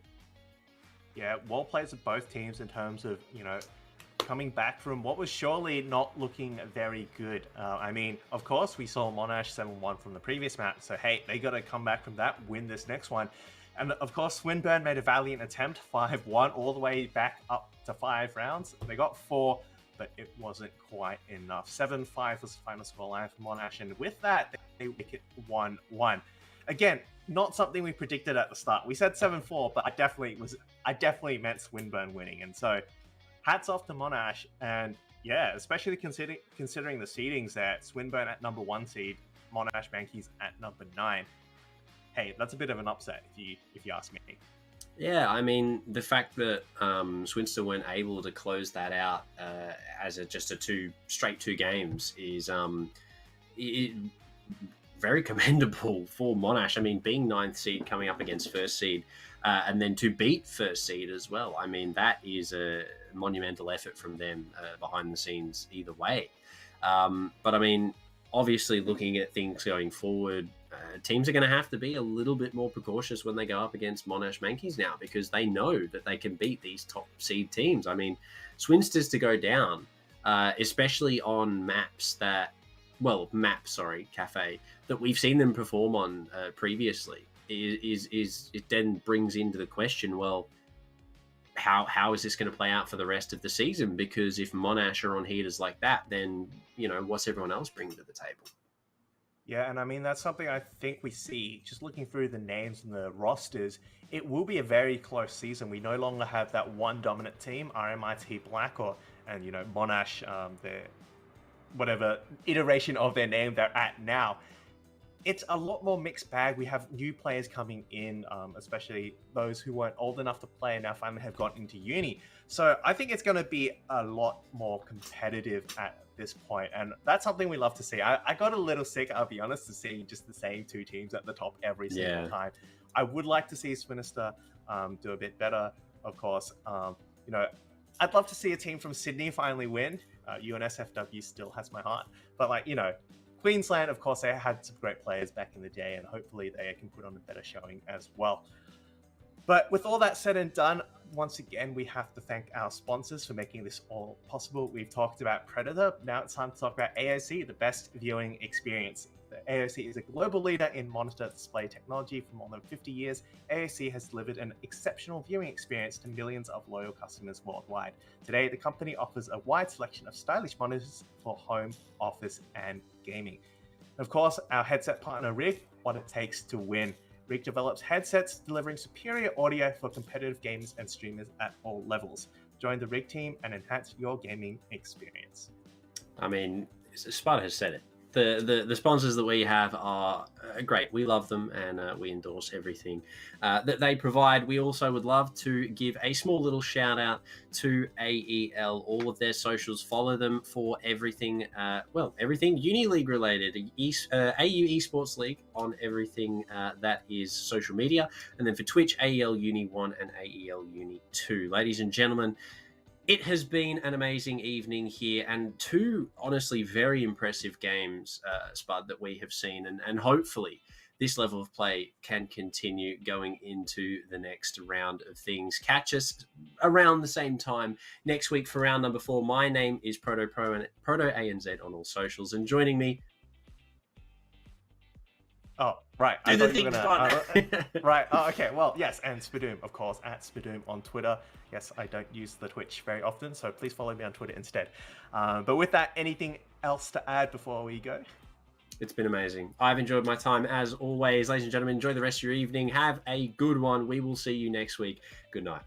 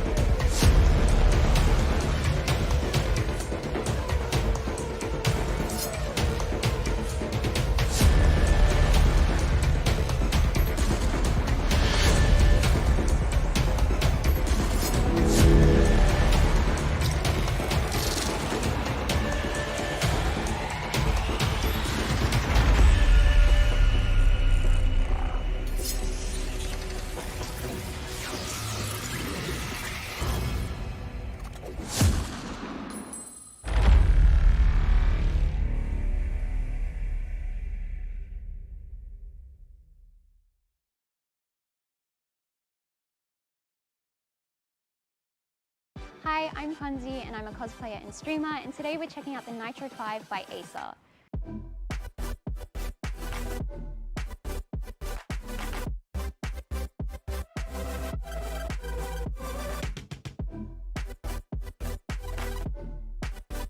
This is honestly one of the smoothest gameplay experiences that I've had, especially on a laptop. The graphics are amazing, it's not laggy, it's very lightweight. The keyboard feels really nice to play with, and I love the RGB lights. Look how pretty they are. We love a rainbow.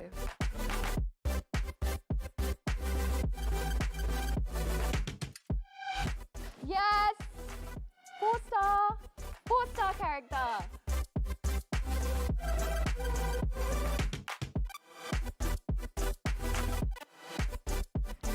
If you're looking for a gaming laptop on the go, be sure to check out Acer's range.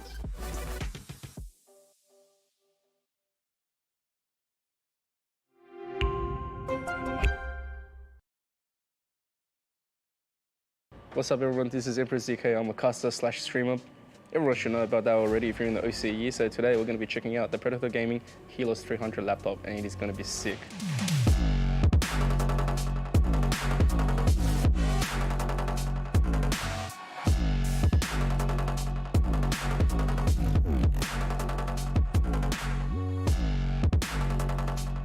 Well, what an experience, I gotta say. This is not a joke. This Predator Gaming Helios 300 laptop is insane. Having the refresh rate so high with a lower hertz monitor, you can't see anything. But this one, because it's so smooth, so fluid, it is perfection. And of course, let's go about the current keyboard. Tactiles. If you're not using a tactile keyboard, I don't know what you're doing. My fingers feel smooth, the transitioning is good, the spacing is amazing. And so, I don't know what else to make besides by saying, give me one of these to take home.